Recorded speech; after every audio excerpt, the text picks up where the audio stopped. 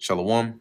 First and foremost, I want to give all praises, honor, and glory to Yahweh, Bahasham, Yahweh Shai, Bahasham, Recha Kodash. Double honors to the elders and the apostles of Great Millstone, and peace and blessings to the elect. And today we're going to go into the book of Deuteronomy, 25th chapter. If there be a controversy between men, and they come unto judgment, that the judges may judge them, then they shall justify the righteous and condemn the wicked. So when they judge the matter, whoever is wrong will be condemned, whoever is right will be justified. And it shall be, if the wicked man be worthy to be beaten, that the judge shall cause him to lie down and to be beaten before his face, according to his fault, by a certain number. So whatever number of beatings or lashes are worthy of his iniquity, he would be beaten in the presence of that judge. 40 stripes he may give him and not exceed. So that at maximum the whippings has to be 40. You can't give him more. Lest if he should exceed and beat him above these with many stripes, then thy brother should seem vile unto thee. Right? So now it goes beyond just punishment into just straight humiliation. And you're not supposed to do that. Thou shalt not muzzle the ox when he treadeth out the corn. Okay, so when you have the ox that's like walking upon the threshing floor to tread out the corn, right, from the husk, you're not supposed to muzzle it to bind its mouth shut. Why? So it can eat, right? Because as it says, the scriptures say like the laborer is worthy of the hire, roughly paraphrasing. So they're doing work, so they're allowed to eat. If brethren dwell together, and one of them die, and have no children, the wife of the dead shall not marry without unto a stranger. So you have brethren that dwell together, okay? One of them dies, doesn't have children with his wife. The wife cannot just go and marry somebody else. Her husband's brother shall go in unto her. So her husband's brother has to take her to wife, lay with her, and take her to him to wife, and perform the duty of an husband's brother unto her. So he has to go in unto her, pop her, have sex with her, to give her a child. And that child is to keep the lineage of his brother going, since his brother died before having a child. And it shall be that the firstborn which she beareth shall succeed in the name of his father, which is dead. So that child would continue the line of the father. They wouldn't take on your line, but your brother's line. They'll continue that. So they'll be recognized or reckoned as like the son of your brother, even though you are the one who put the seed in her. It was on behalf of your brother.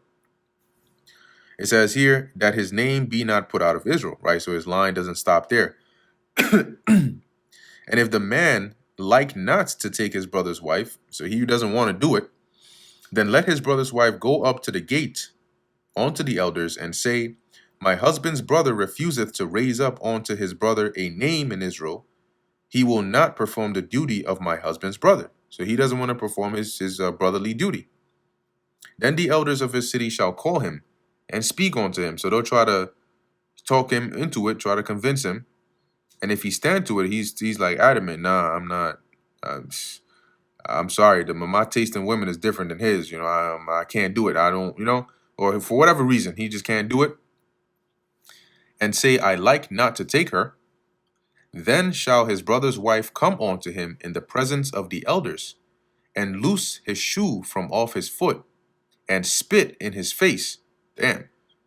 She does that hawk spit, that hawk tour, right up on that. Oh my God. And shall answer and say, so shall it be done unto the man that will not build up his brother's house, because you've dishonored your brother. So that's the humiliation. And on top of that, and his name shall be called in Israel, the house of him that hath his shoe loosed. Damn. So here it is. You're like, oh, yeah, that's the house of. Oh, you mean the house of him that hath his shoe loosed? And everybody's gonna know exactly what that means.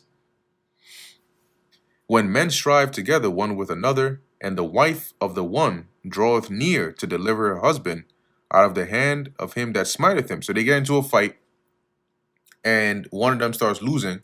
So his woman is around, and she's trying to come and help him. So she comes there, as it says, and putteth forth her hand and taketh him by the secret. So she grabs the aggressor, the one beating her husband's nuts. All right, she grabs a hold of them things, with a fierce iron grip. Okay, like babies, when babies grab your finger, and you wondering how the hell is this barely 2 feet big baby got such a strong grip? Yeah, like that. You know, you got this dude squealing and shit. Anyway, so if she does that, then thou shalt cut off her hand. Thine eye shall not pity her, because that's a very dangerous thing. If she damaged those nuts, those goods, hey, that's somebody's lineage right there. Thou shalt not. So you got to cut that hand off. It's crazy, but just so you know, don't go grabbing nuts. Verse 13: Thou shalt not have in thy bag diverse weights, a great and a small. So, meaning when you because that was something that people did to scam. All right, you got to have just weights, as it's going to go into verse 14. Thou shalt not have in thine house diverse measures, a great and a small. So say you go to the marketplace, right? Somebody says, hey, can I have, like, I don't know, an ephah or of wheat or something, right? You would have the scale or the balance, and then you would put the weight, right? You would put the whatever they're trying to get on one side, and then whatever weight would be equivalent, right, in terms of measuring, to where they're both equal. That's how you would say, okay, so that's worth, I don't know, 15 shekels or whatever it is, based on the heaviness of it. But some people would use diverse weights, where they would label one as, oh, this is 15 shekels, but it's really heavier than that. And that was a false, like it says in Proverbs 11, a false balance. Same thing with your measurements, right? Imagine you sell a cup of rice, right? But your actual cup is in actuality, like, I don't know, 3/4 of an actual cup, but you label it as a cup. So whenever somebody comes for a cup of rice, you scoop that vessel full, but in actuality, that's really just 3/4 cup, because the size of your cup is not actually correct.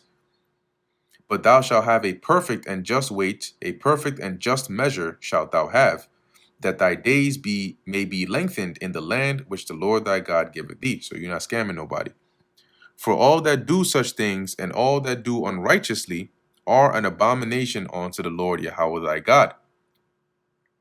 Remember what Amalek did unto thee. So if you do, that cheating, scamming stuff, that's abominable to the Lord.